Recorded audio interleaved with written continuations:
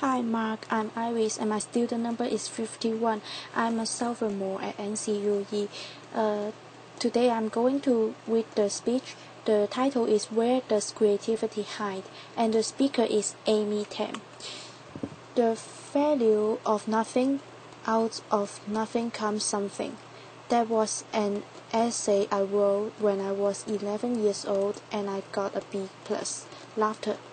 What I'm going to talk about, nothing out of something, and how we create. And I'm gonna try to do that within the 18-minute time span that we were told to stay within, and to follow the tag commandments. That is actually something that creates a near-death experience, but near-death is good for creativity, laughter. Okay. So I also want to explain because Dave Eggers said he was going to heckle me if I said anything that was a lie or not true to universal creativity, and I have done it this way for half the audience who is scientific. When I say we, I don't mean you necessarily. I mean me and my right brain, my left brain, and the one that's in between that is the censor and tells me what I'm saying is wrong. And I'm going to do that also by looking at what I think is part of my creative process, which includes a number of things that happened actually. The nothing started even earlier than the moment in which I'm creating something new, and that includes a nature and nurture, and what I refer to as nightmares. Now in the nature area, we look at whether or not we are innately equipped with something, perhaps in our brains some abnormal chromosome that causes this muse-like effect, and some people would say that we are born with it in some other means, and others, like my mother, would say that I get my material from past lives.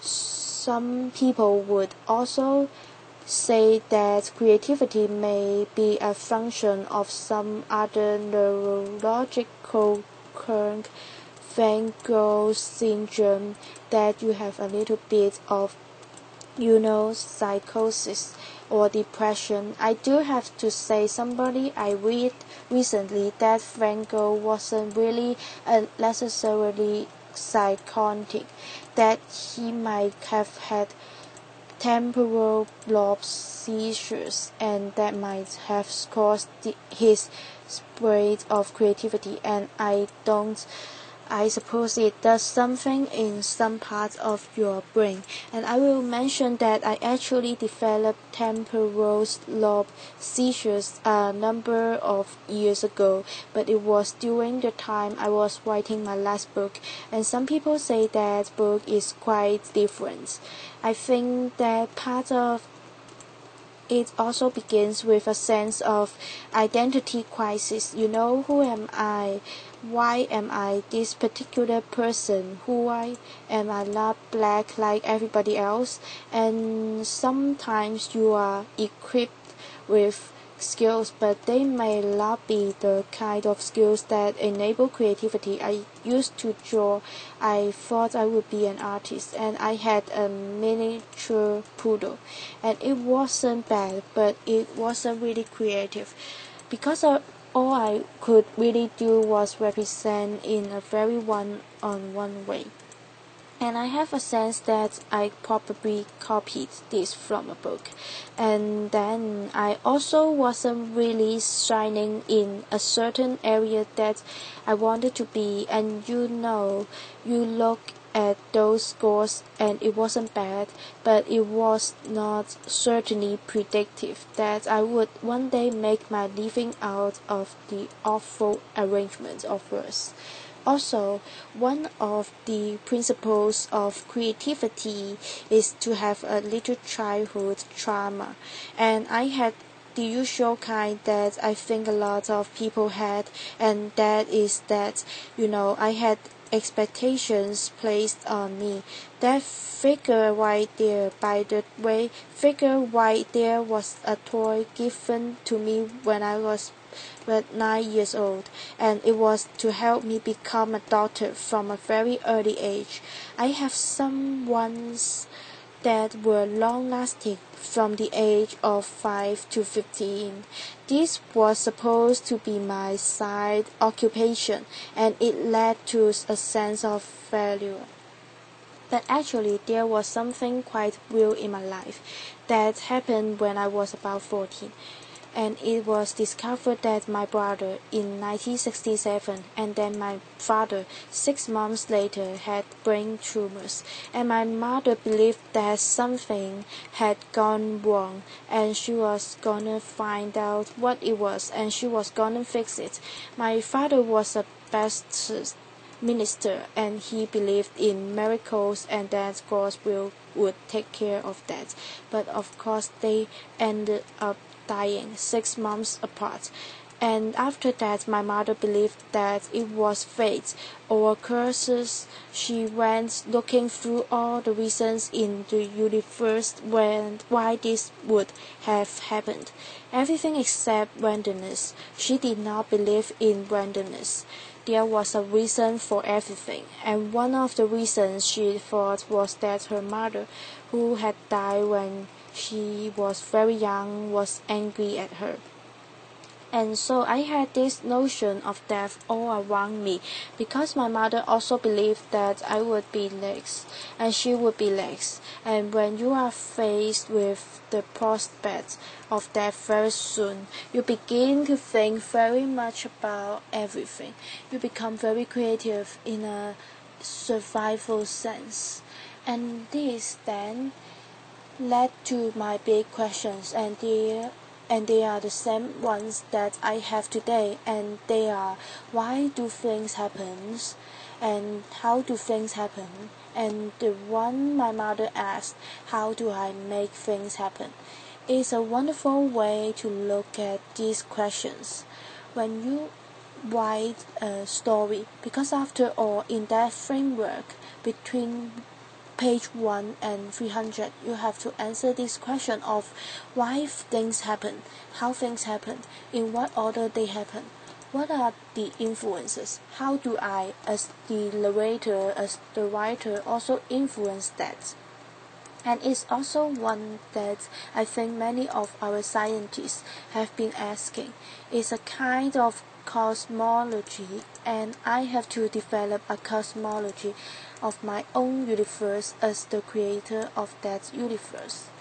And you see, there's a lot of back and forth in trying to make that happen, trying to figure it out, years and years oftentimes. So when I look at creativity, I also think that it is this sense or this inability to repress my looking at associations in practically anything in life, and I got a lot of them during what's been going on throughout this conference, almost everything that's been going on. And so I'm going to use as the metaphor this association, quantum mechanics, which I really don't understand, but I'm still gonna use it as the process for expanding how it is the metaphor.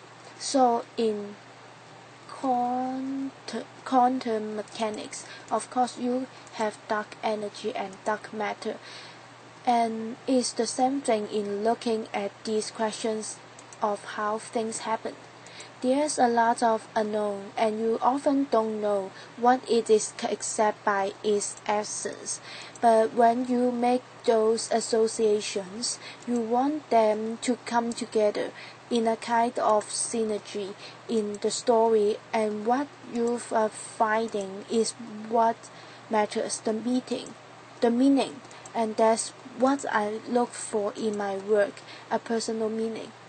There is also the uncertainty principle, which is part of quantum mechanics, as I understand it, laughter, and this happens constantly in the writing.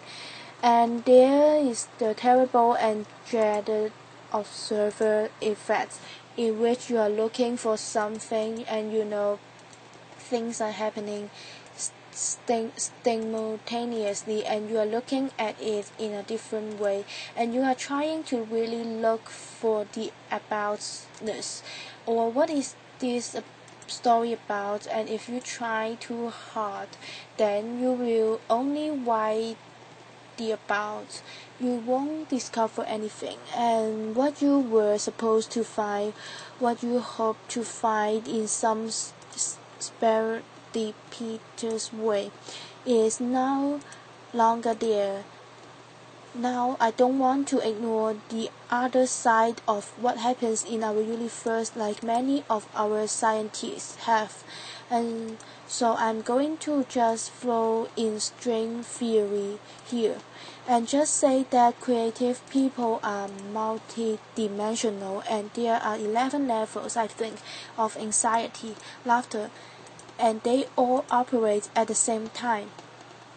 There is also a big question of ambiguity, and I would link that to something called the cosmological constants. And you don't know what is operating, but something is operating there. And ambiguity, to me, is very uncomfortable in life. And I have it. Moral ambiguity is constantly there, and just as an example, this is one that recently came to me. It was something I read in an editorial by a woman who was talking about the war in Iraq. And she said, save a man from drowning. You are responsible to him for life. A very famous Chinese saying, she says, and that means because we went into Iraq, we should stay there until things were solved, maybe even 100 years. So there was another one that I came across, and is saving fish from drowning. And it is what Buddhist fishermen say, because they are not supposed to kill anything. And they also have to make a living, and people need to be fed, so their way of rationalizing that is they are saving the fish from drowning, and unfortunately in the process the fish die. Now what's encapsulating in both these drowning metaphors? Actually, one of them is my mother's interpretation, and it is a famous Chinese saying, because she said it to me, save a man from drowning, you are responsible to him for life. And it was a warning. Don't get involved in other people's business, or you are going to get stuck. Okay, I think if somebody really was drowning, she would save them. But both of these saying, saving a fish from drowning or saving a man from drowning, to me they had to do with intentions. And all of us in life, when we see a situation, we have a response, and then we have intentions there, and ambiguity of what that should be that we should do, and then we do something, and the results of that may not match what our intentions had been. Maybe things go wrong, and so after that, what are our responsibilities? What are we supposed to do? Do we stay in for life, or do we do something else and justify and say, well, my intentions were good, and therefore I cannot be held responsible for all of that or it? That is the ambiguity in my life that really disturbed me and led me to write a book called Saving Fish from Drowning. I saw examples of that once I identified this question. It was all over the place. I got these hints everywhere, and that in a way I knew that they had always been there. And then writing, there's what happens. I get these hints, these clues, and I realize that they have been obvious, and yet they have not been. And what I need, in effect, is a focus. And when I have the question, it is a focus. And all these things that seem to be troublesome and troublesome in life actually go through that question. And what happens is those particular things become relevant, and it seems like it's happening all the time. You think there is a sort of coincidence going on, a serendipity, in which you are getting all this help from the universe, and it may also be expanded that now you have a focus and you are noticing it more often. But you apply this. You begin to look at things having to do with your with your attentions, your brother, who's fallen in trouble. Do you take care of him? Why or why not? It may be something that is perhaps more serious, as I said, human rights in Burma. I was thinking that I shouldn't go because somebody said if I did, it would show that I approved of the mandatory regime there. And then after a while, I had to ask myself, why do we take on knowledge? Why do we take on assumptions that other people have given us? And that was the same thing that I felt when I was growing up and was hearing these rules of moral conduct from my father, who was a Baptist minister. So I decided that I would go to Burma for my own intentions, and still didn't know that if I went there, what the result of that would be if I wrote a book, and I just would have to face that later when the time came. We are all concerned with things that we see in the world that we are aware of. We come to this point and say, what do I as an individual do? Not all of us can go to Africa or work at hospitals, so what do we do? If we have this moral response, this feeling. Also, I think one of the biggest things we are all looking at and we talked about today is genocide. This leads to this question. When I look at all these things that are morally ambiguous and uncomfortable, and I consider what my intentions should be, I realize it goes back to this identity question that I had when I was a child. And why am I here? And what is the meaning of my life? And what is my place in the universe? It seems so obvious, and yet it is not. We all hate moral ambiguity in some sense, and yet it is also absolutely necessary. In writing a story, it is the place where I begin.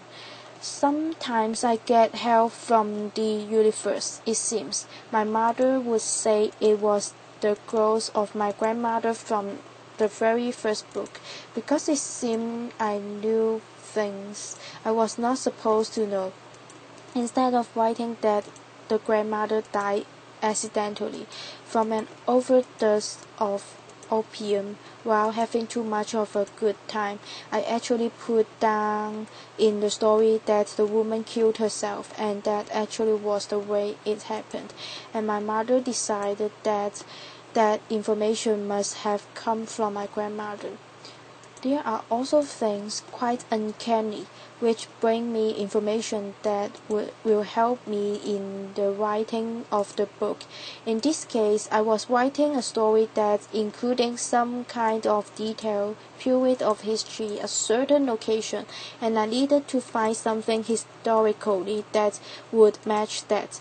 And I took down this book, and the first page that I flipped it to was exactly the setting and the time period, and the kind of character I needed was the Taipei rebellion happening in the area near Great Lake. Outside of that, and a character who thought he was the Son of God. You wonder, are these things random chance? Well, what is random? What is chance? What is luck? What is things that you get from the universe that you can't really explain? And that goes into the story too. These are the things I constantly think about from day to day, especially when good things happen, and in particular when bad things happen. But I do think there's a kind of serendipity, and I do want to know what those elements are so I can think them and also try to find them in my life, because again I think that when I'm aware of them, more of them happen. Another chance encounter is when I went to a place. I just was with some friends and we drove randomly to a different places, and we ended up in this non-tourist location, a beautiful village, pristine, and we walked 3 valleys beyond, and the 3rd valley. There was something quite mysterious and ominous, a discomfort I felt, and then I knew that had to be the setting of my book. And in writing one of those things, it happened in that 3rd valley. For some reason I wrote about camps, stacks of rocks that a man was building, and I didn't know exactly why I had it, so it was so vivid. I got stuck, and a friend when she asked if I would go for a walk with her dogs, that I said sure, and about 45 minutes later, walking along the beach, I came across this, and it was a man, a Chinese man, and he was stacking these things, not with gear, not with anything, and I asked him how is it possible to do this, and he said, well, I guess with everything in life there's a place of balance. And this was exactly the meaning of my story at that point. I had so many examples, I have so many instances like this when I'm writing a story, and I cannot explain it. Is it because I had the filter that I have such a strong coincidence in writing about these things? Or is it a kind of serendipity that we cannot explain, like the cosmological constant? A big thing that I also think about is accidents, and as I said, my mother did not believe in randomness. What is the nature of accidents, and how are we going to assign what a responsibility and the causes are outside of a court of law? I was able to see that in a first-hand way when I went to the beautiful Dom village in Guangzhou, the poorest province of China, and I saw this beautiful place. I knew I wanted to come back, and I had a chance to do that when National Geographic asked me if I wanted to write anything about China. And I said yes, about this village of singing people singing my loyalty, and they agreed. And between the time I saw this place and the next time I went, there was a terrible accident. An old man fell asleep, and his clothes dropped in a pan of fire that kept him warm. 60 homes were destroyed and 40 were damaged. Responsibility was assigned to the family. The man's sons were banished to live 3 kilometers away in a cowshed. And of course, as Westerners, we say, well, it was an accident. That's not fair. Is the son not the father?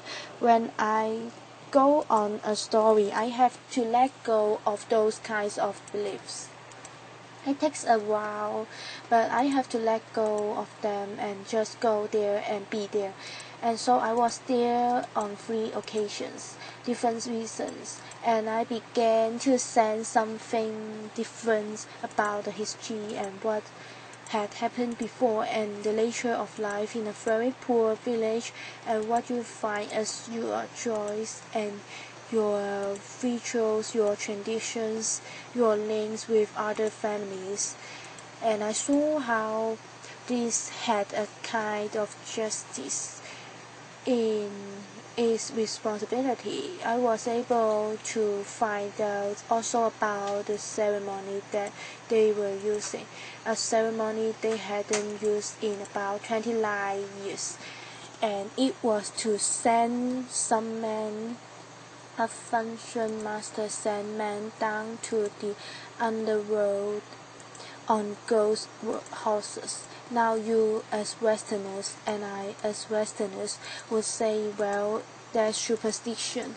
But after being there for a while and seeing amazing things that happened, you begin to wonder whose beliefs are those that are in operation in the world, determining how things happen.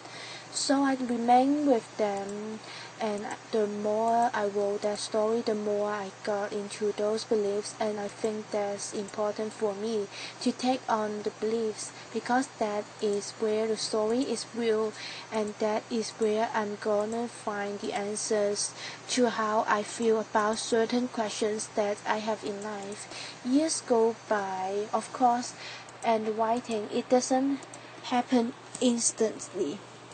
As I'm trying to convey it to you here at TED, the book comes and it goes. When it arrives, it is no longer my book. It is in the hands of readers and they interpret it differently. But I go back to this question of how do I create something out of nothing, and how do I create my own life? And I think it is by questioning and saying to myself that there are no absolute truths. I believe in specifics, the specifics of story, and the past, the specifics of that past, and what is happening in the story at that point. I also believe that in thinking about things, my thinking about luck and fate and coincidences and accidents, God's will and the synchrony of mysterious forces, I will come to some notion of what that is, how it creates. I have to think of my world where I'm in the universe. And did not somebody intend for me to be that way, or is it just something I came up with? And I also can find that by imagining fully and becoming what is imagined, and yet is in that real world, the fictional world, and that is how I find particles of truth, not the absolute truth or the whole truth, and they have to be in all possibilities, including those I never considered before. So there are never completed answers, or rather, if there is an answer, it is to remind myself that there is uncertainty in everything, and that is good, because then I will discover something new. And if there is a partial answer, a more complete answer from me, it is to simply imagine, and to imagine is to put myself in that story. Until there is a transparency between me and the story that I am creating, and that's how I have discovered that if I feel what is in the story, in one story, then I come the closest, I think, to knowing what compassion is, to feeling that compassion. Because for everything, in that question of how things happen, it has to do with the feeling. I have to become the story in order to understand a lot of it. We have come to the end of the talk, and I will reveal what is in the bag. And it is the muse, and it is the things that transform in our lives that are wonderful and stay with us. There she is. Thank you very much. A pause. Thank you for your listening.